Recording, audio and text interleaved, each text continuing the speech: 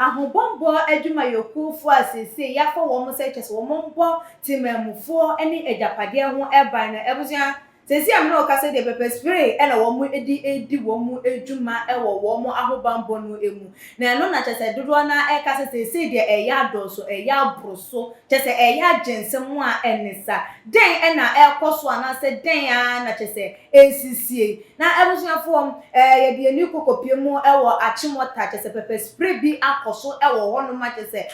posifo mienu junior policemen achese wo mo embake won illegal operation na no kwasi adei wo mo ewo hono ma kyese ye joint a enye kyese posifo nyina hoda eno eho ena kyese aposifo mienu akwa gina wo mo cheke enkofo wo mo betwam wo mo licenses ene de keka ehun na according to nsem a ebebeto eye edwanum enkofo mienu a kyese no wo mo ete unregistered motorbike esom a wo mo kokopie mu ewo ehonum na wo mo hu se taxi driver bi ye gina no a kyese ye gina no ena ono so anye den engine because who ni say ho enye checking point and say ho the aposifo nyina ho no mo den tie ye ne wanwo na eno na je say ye engine no na o engine no ena aposifo no emienu ne pepper spray ekura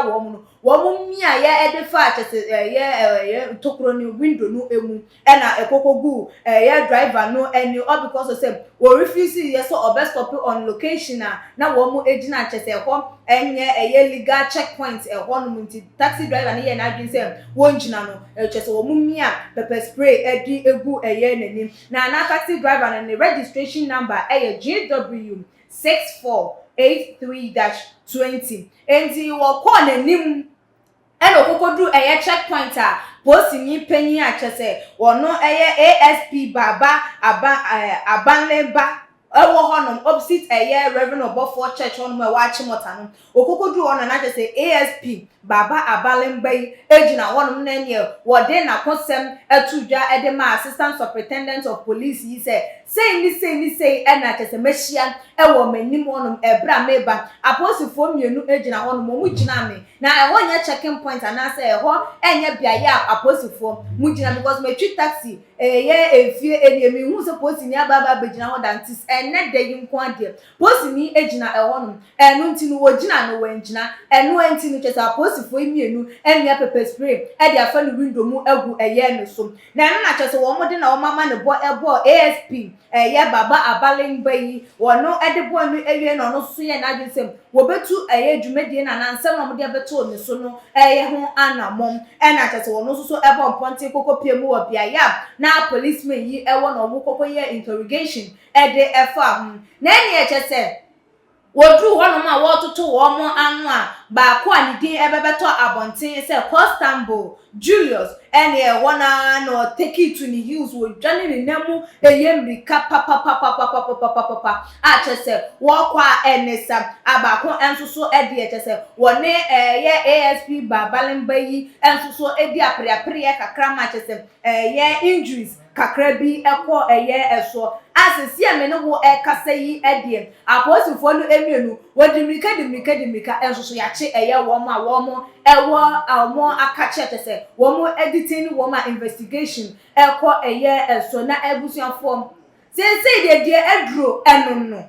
se posi ni wo di at least ko gina normal checking point mpo na nipa ni hu se wujina normal checking point entino ene wujina no na ne wanjina de wo akwanya now woni akwanya no kwampo se pepper spray udi egu taxi driver so na driver wo begina na wanjina no also driver ni no oyamfumso e de efa bi no beka se oyamfumso although the fact is same ho enye legal checking point nko akrampo no na wo suppose ni gina on the fact so she uniform kwampo de enka respecting that respect no that respect no kafa emma no nidie no sa nidie no nkwa de kafa ma no na de gina na tie sebio abusuafo mo fanche maybe an kasa ye bi obeka ede ache wo senyansa wo mo senyansa enye den eni mu de tie na wo tie wie na wo ne se da bi de post ni yi kan enye emra na say de wo kan emfa emra kwan so a ene na so obetu atene a wotu de atene ba so obegina wo say ho nye legal checking point anu ti wutwi de afa no so no na chese wanya de na so aposifo no so anya aye ade san say edenti ene bema wo di pepper spray akwakwo gina joint so say wo de koye check-ins anasa wo de ko check ekwan so say their driver for no wo mo ebetimi eyusu right equipment anasa right enyoma edi wo mo eduma na chese aposifo no na wo mo ewotirimopo anasa wo mo ahye dadwen hu say da bi ye de ye kwakwa di bone ade aye kwakwa ye because prahe ena say pepper spray ka aposifo makandi amudi kuku gina kwan ho anasa checking point check driver for license ne de ekeka ehu enu nti dodo na esusu se aposifo no edwuma a wo mo edi ye anasa pepper spray na wo mo de ekoye no nkwa no etia emra ene ebiemu so wo mo edwuma enhyehyeye enti ene ewe de emra no ene wo mo endi no pa eye se eyampa na no kresa wo ma ba bepiemu o meditate wo mo wo makache pa de ne hwehwemu enkoso na se de ebeye yanso so am oposini wo hu ASP Baba Abalemba na wutimi dwane wo na mu mrika no na nye no so edenti na wo dwane enti dodo na so se ebia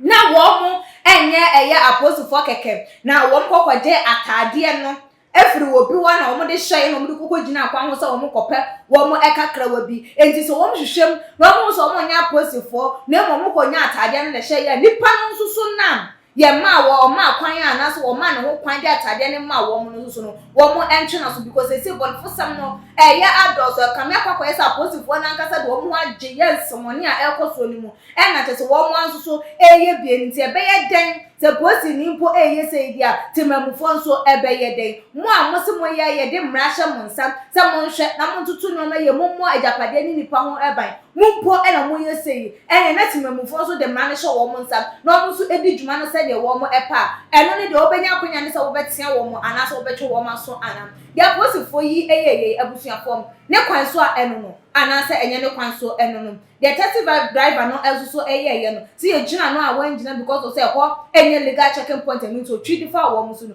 na obuo kwan so na for the nche no ebetuja tuma gin comment section like a videos na share all the social media platform eso ekeskapa endi dasene ye besan edi ehia ebi makram.